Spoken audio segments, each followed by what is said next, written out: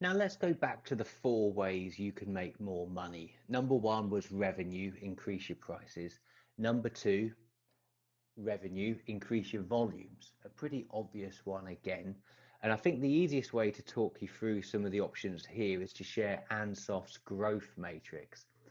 So how can you increase the amount of sales you make? According to Ansoff, there are only four ways you can increase volumes. They essentially entail working harder with what you're doing, or investing in the product or new products, or investing in the market or new markets. So I'm sure you recognize a company who is selling multiple different products into multiple markets is far more stable and valuable than someone selling just one product or service into just one industry type. So if you want to stick with your existing services or products and stay with your current market, and that could mean market in terms of type of customer, type of industry, geographic location, then again, this continues with a market penetration strategy. A market penetration strategy in itself is the lowest risk in achieving growth. So how can you penetrate the market better and either gain more customers or increase the level of revenue you're selling into existing customers, essentially upselling? So actually, number one is adjust your prices. A price increase as discussed above, or more likely, this could be a discount or reduce your prices in general. I would recommend you think in terms of the lifetime value of each customer. For myself, the lifetime value of each customer is huge. I charge on average £350 per day. I work on average 3 days per month for each client.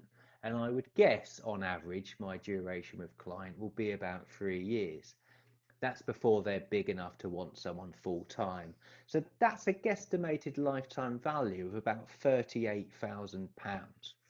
So it shouldn't surprise you to learn that I would therefore typically discount my first couple of months of work. I just want them to take a punt on me, choose me, not a competitor. This is obviously only in relation to lifetime value. Obviously, lifetime value depends on the industry you are in. If you sell conservatories direct to consumers, the lifetime value will be pretty much that first time sale. But number two is marketing. So increasing your marketing presence should reap new customers if you do it right. So increase your marketing spend or increase your marketing activities, ideally both. It can be longer winded, take you down dead ends, but it does work. But number three is the easiest method in terms of market penetration, and that is you could buy a competitor. I mean, literally buy a new set of customers. This is really common in the accounting industry. So despite the apparent business acumen that your accountant keeps on trying to sell you, they actually don't have that much. They do just buy their customers. Next up is another method to increase volume, and this is new products or services into existing customers. Apple is really good at this. Apple already have an audience or a market, and it's huge. The audience almost market their products for them. But what they're really, really good at, among everything else, is launching new products into their market. And you might be thinking of the iPod, the iPhone, the iPad, the Apple Watch. Yes, there's a lot of new products there, but how many iterations of these do they release to? Every year there's a new one. When Apple want to increase their sales volumes, they invest in their products. I've started to do this one too. So the biggest problem I find with my customers is that they have really poor bookkeeping. Either an accountant has been doing it externally and doesn't understand the business, nor I doubt do they care, or an untrained person has been doing it. Either way, the books are a mess or at best wrong. So selling bookkeeping is the cheapest way to resolve the problem for my client while taking control of it myself.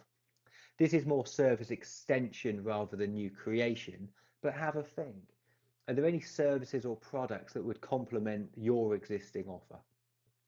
So next up, we have market development.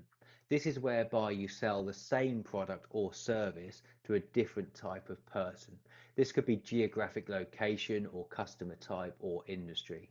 So if you were, say, a yoga teacher, could you create a class for OAPs only or mums only? This is a new market for you. Again, it's much the same product repackaged to a different market. Another market would be if you currently carry out classes in Bournemouth and your rate of new customers seems to have plateaued, any new classes are conducted in, say, Christchurch, or you at least branch out your advertising into Christchurch to find new uptake. And finally, the fourth method for increasing volumes, there's market diversification. This means new products into new markets, and this is really very risky. There's often little scope for economies of scale here or the ability to utilize existing expertise because both the product and the market are so different. The only real benefit of such massive diversification is that if one of the businesses fails for whatever reason, the other line of revenue should be kept intact. And well, it's a lovely theory at least. So what are the risks in revenue? Revenue risk is surely one of the biggest risks in your business. So there are a few. Number one, obviously, there's the risk that customers won't or don't pay you. There's the risk that your customers leave you. Is the project or sale too big for you? And finally, there's the risk that there's just a general decline in your industry. Any of these risks could literally put you out of business. So you need to manage this risk. Number one, if you're worried about either a customer won't pay you or number two, a customer might leave you, it sounds like you could be too reliant on that customer. And I know this is the real world. We take money from where we can get it, but being too reliant on one or two customers could mean you have a client concentration problem.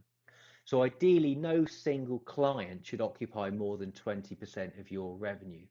Now, your own calculation could be different to mine. You don't need to look at one individual month. Revenue for most businesses is naturally lumpy, but I'd recommend you look back over the last, say, 6 months, add up what percentage of revenue came from which clients. Are any over 20%? Are any considerably more than 20%, or maybe just approaching 20%? If any of your current clients are creeping up to 20% revenue, then you should be focusing resources on other clients and try to increase their percentages. Now, I'm a realist. This isn't a textbook answer where you should apparently reject future work from clients giving you more than 20%. But you shouldn't be spending more on marketing and advertising towards that client to give you even more work. If they fail, you could fail. But here's the key. You can't change the past. It's time for you to forecast your next 6 months, forecast the next 12 months if you can. Where is the revenue going to come from? How are you going to manage this risk?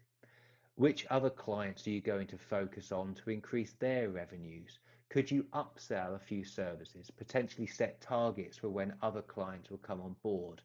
Aim to hit these targets, spend money to ensure you hit these targets. The more customers you have, the more valuable you are.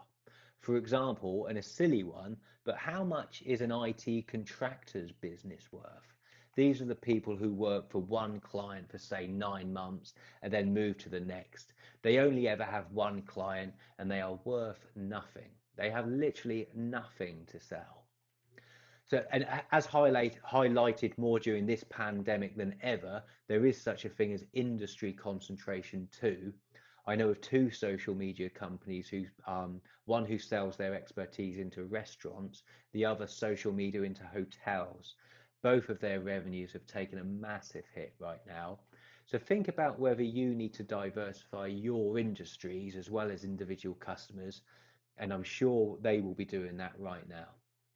Next up, is the project too big for you? What if the big project with this big client goes wrong? It turns into excessive scope creep or rework. The project is so big it requires all of your resources to correct it. I have seen this happen firsthand. The company went from 15 employees to 2 at the end of that one bad project. In hindsight, the project was too big for them. It will take them 10 years to recover to where they once were. One final risk in revenue could be due to declining prices. This could be because the product is in decline or because of additional competition in the market. So it's like a race to the bottom on prices. Again, you need to see this coming before it arrives, forecast it, and create a plan. What are you going to do about it? And I think that just about wraps up revenue.